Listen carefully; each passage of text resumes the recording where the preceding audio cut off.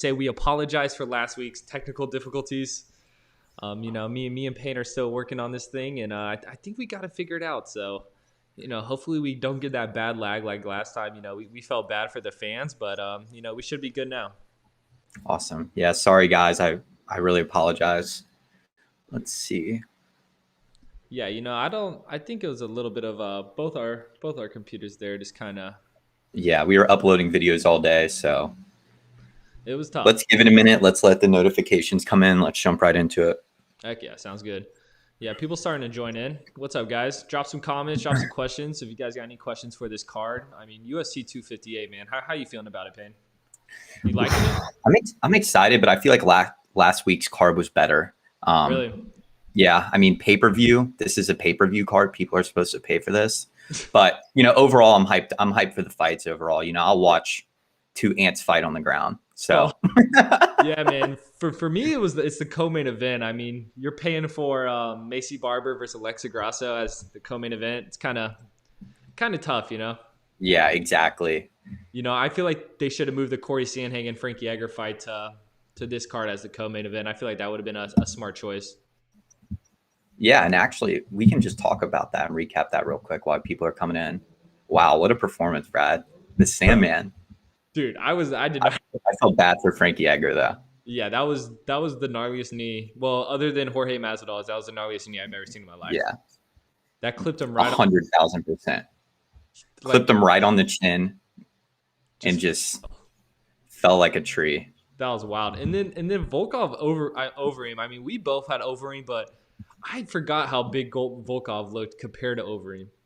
Overeem looked like a freaking flyweight in there with that guy. Honestly, Overeem kind of looked scared to me.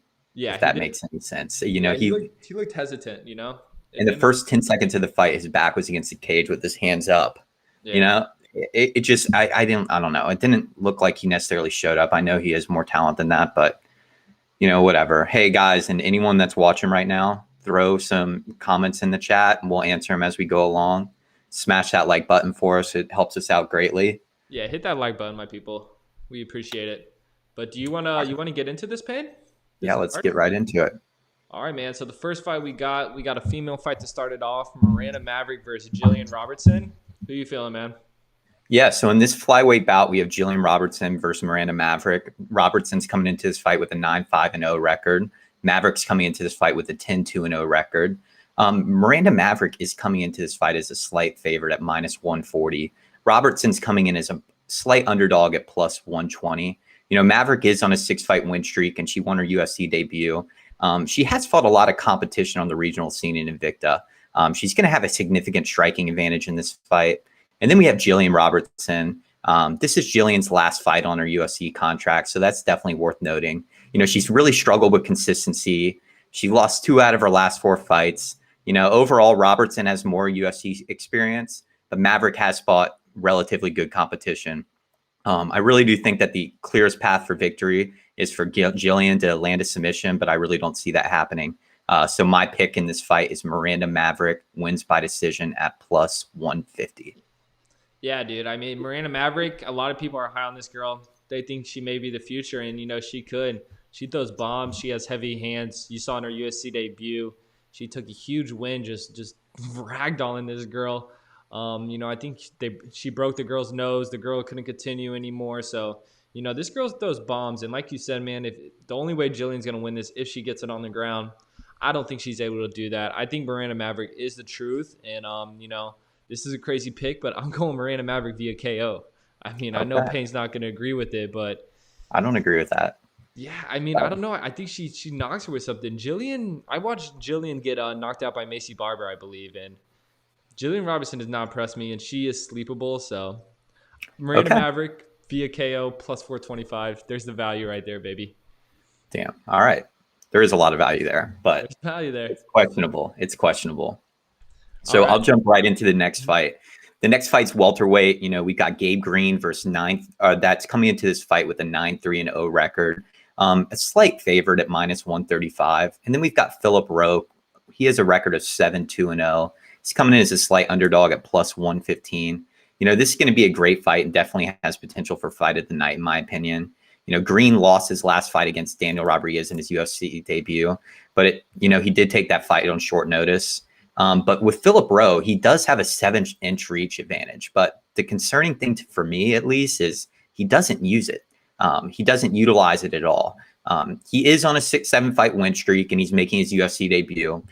His last UFC fight, or his last fight, was against Shabazian on Dana White Contender Series. I think the best pick in this is to go under 2.5 at -120. I mean, if you did want a bigger payout, you could go by Green wins by KO or TKO at +450. Yeah, man, this is an interesting one. Phillip Rowe just has that one win over the Dana White Contender Series. Hasn't fought since 2019. Had 3 fights scheduled. All of them got canceled. People pulling out, COVID, all types of things. And man, he's had an interesting career. He started his pro career losing his first 2 fights, stuck with it, won 7 fights in a row, and now is fighting on the biggest stage in the world. So, man, that's a pretty cool story there.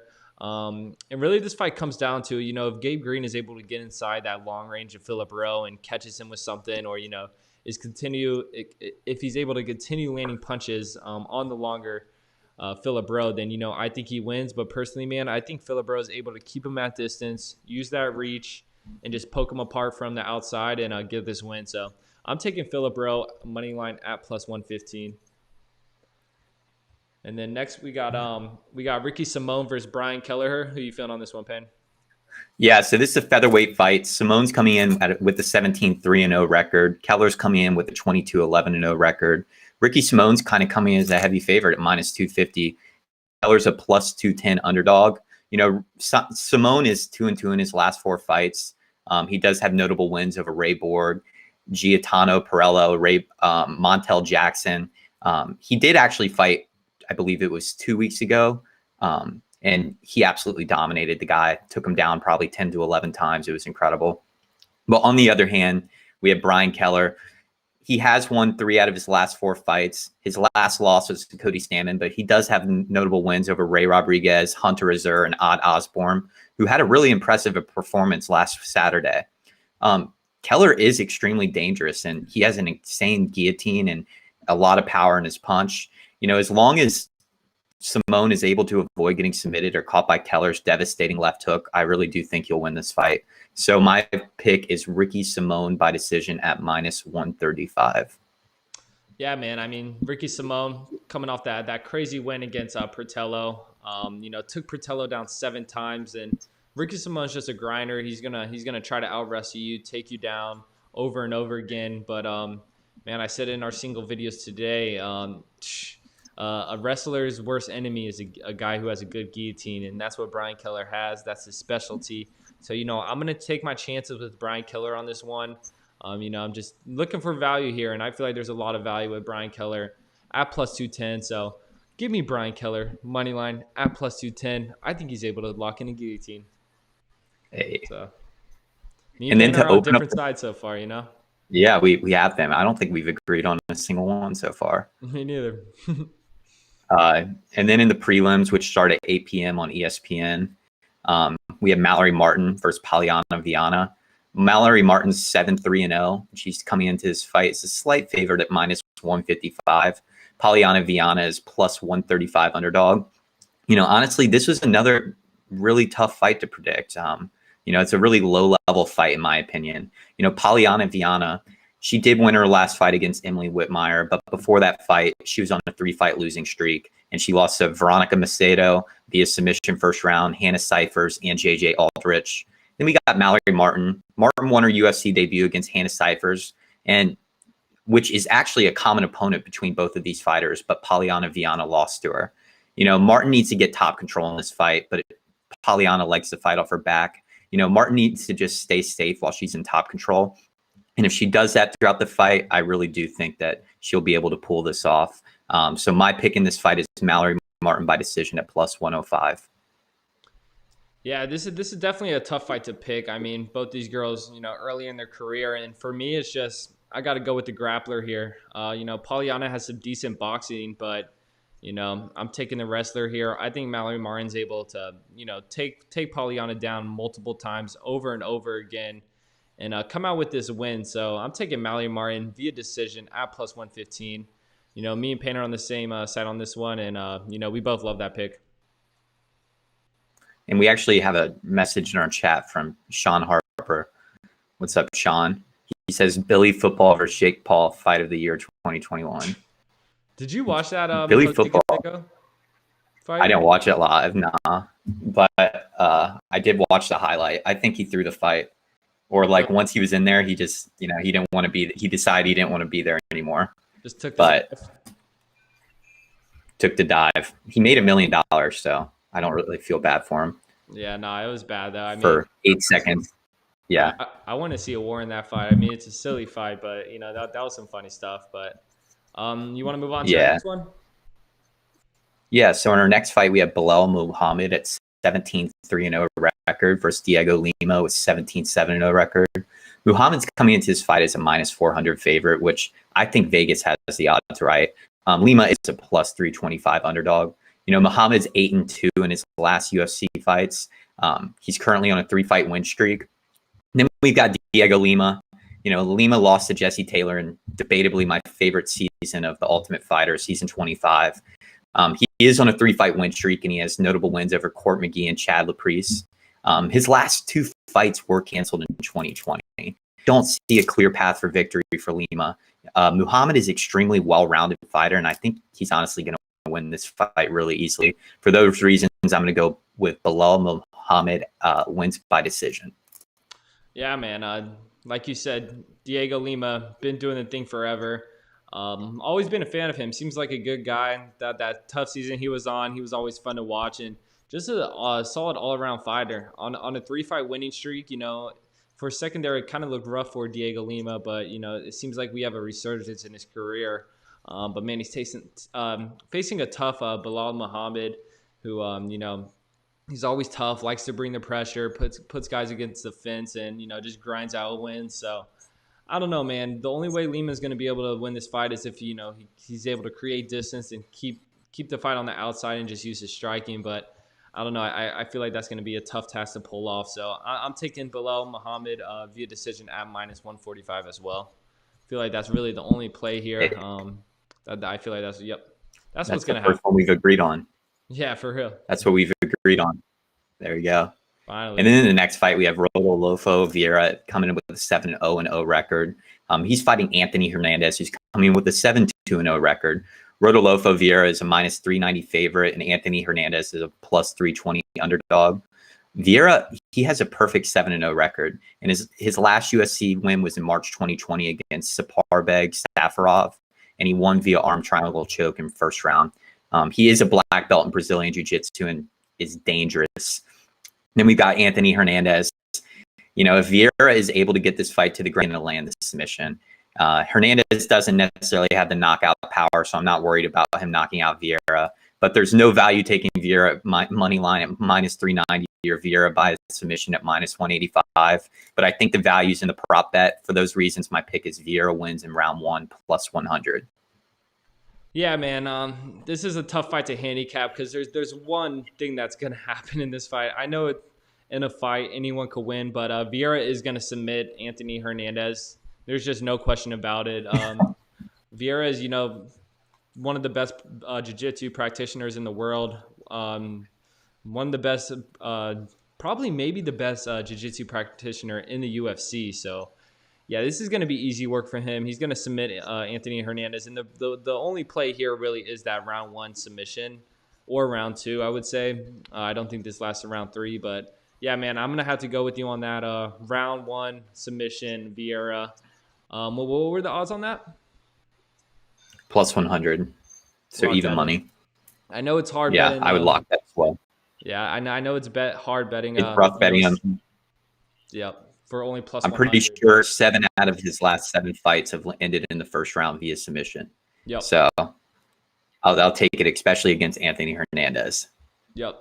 Anyways, we've got in the next fight we've got Jim Miller versus Bobby Green.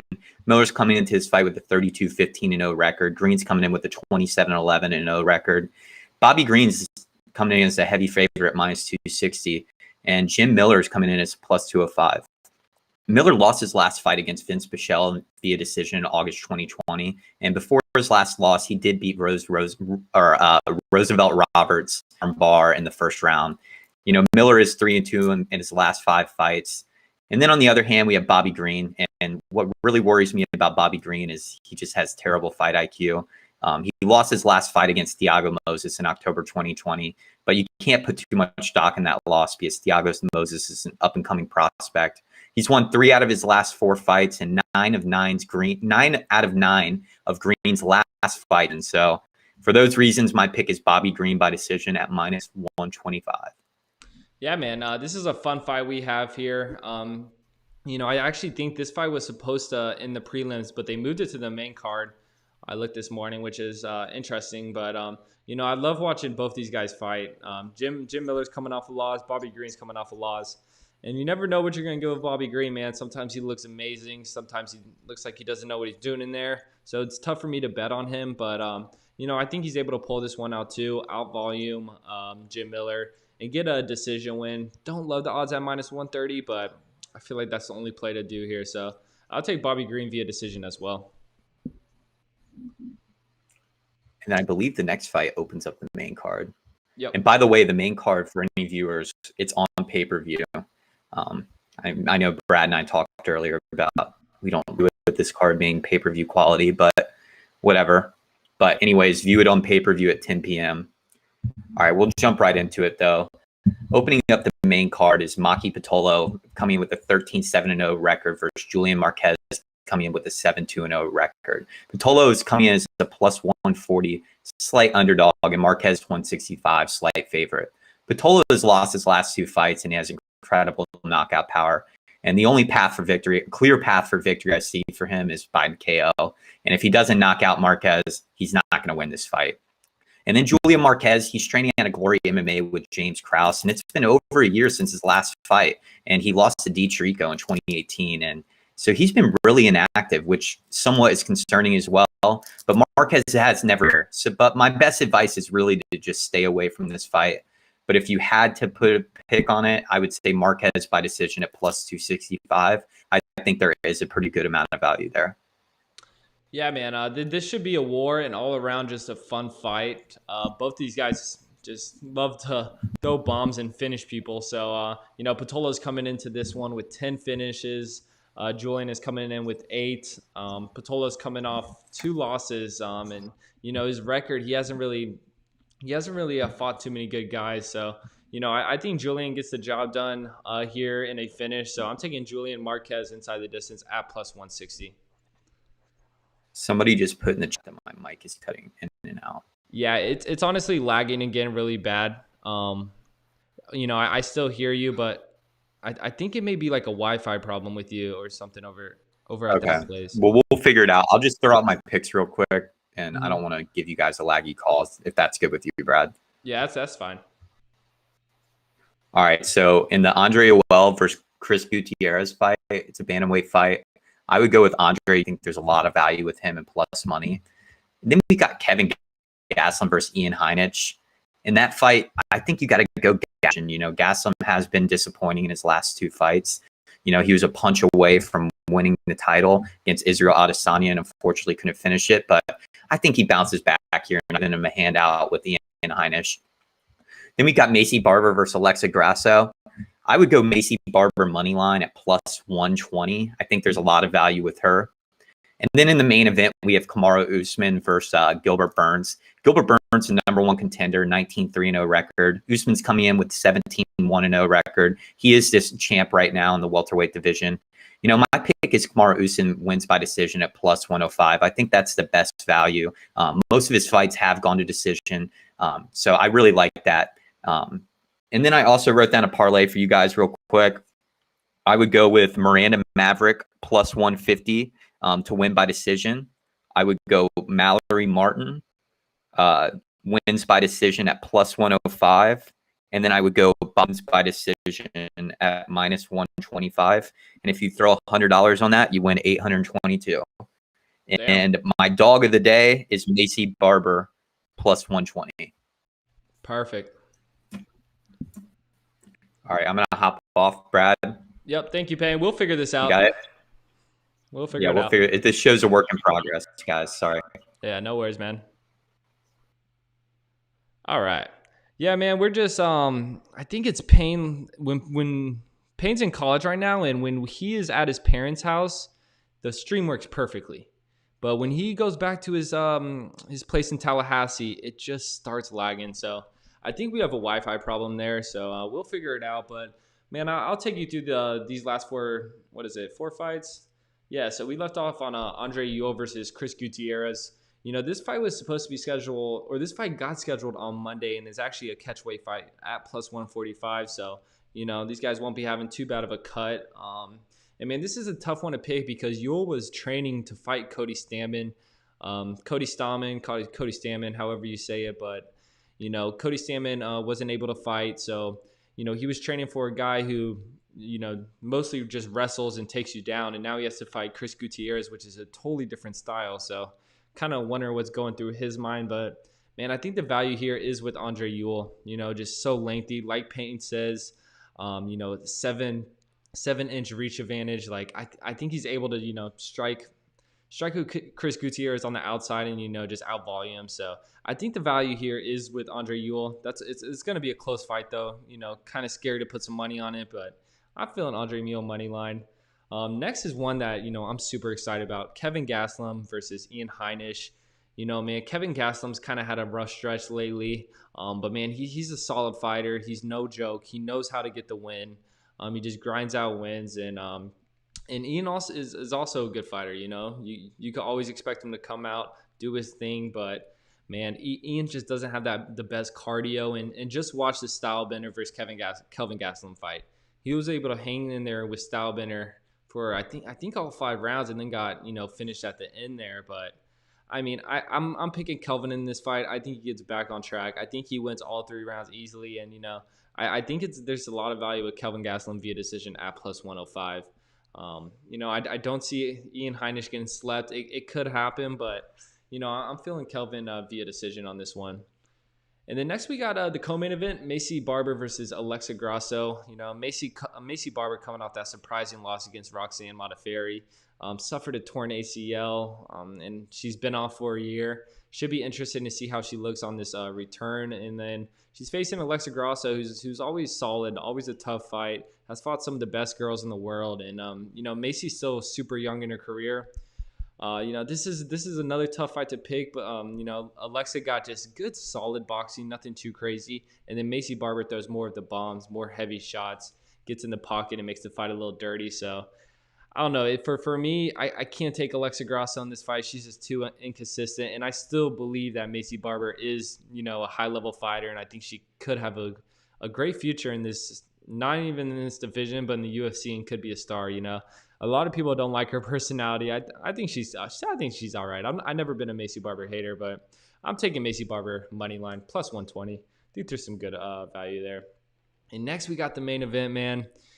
And man, y'all may disagree with me on this one, man. We got Kamaru Usman versus Gilbert Burns.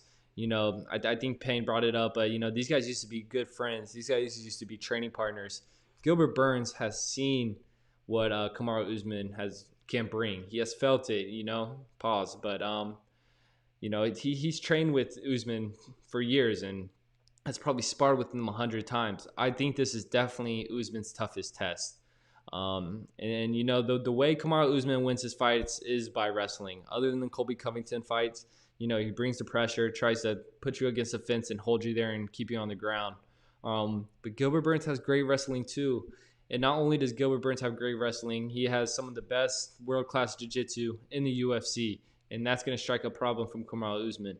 I also think Gilbert Burns is a better all-around striker than Kamaru Usman. So, you know what? I'm taking Gilbert Burns money line. He is going to win this fight on Saturday at plus 240. That's the pick, man. I know it's hard to bet against Usman because he just looks so dominant in every single one of his fights, but I just think Gilbert Burns has more tools to work with. He's just a better all-around fighter. I mean, look, like we see with so when Usman fought Woodley, like that's not the same Tyron Woodley. Then he fought Colby, another good wrestler. He didn't try any takedowns. He tried to strike with Colby. And then he fights Jorge, easy work. Those matches, it's just a bad matchup for Jorge. And now he fights Gilbert Burns, who has good wrestling, who in my opinion has better striking than Colby Covington and Kamaru Usman, who has better jiu-jitsu than any other fighter he has. So, man, the value here is with Gilbert Burns plus 240. So that's what I'm taking. It's a crazy pick just because how good Kamaru Usman has been looking. So that's what we're going with, though. And then my parlay, I'm feeling Mallory Martin decision, Muhammad via decision, Bobby Green via decision, and then my underdog of the day is Gilbert Burns, baby. Let's go. But yeah, that's gonna do it, man. I appreciate you all watching. Me and Payne are gonna figure out these technical difficulties. I don't know what's going on. We try to mess with the settings. I swear it's a Wi-Fi thing, but we'll figure it out. We'll get the show rolling. We'll also drop separate videos for each fight, kind of how like the putt dogs do it with hockey. So we'll get those up probably tomorrow. And yeah, man, I appreciate you guys watching. See you.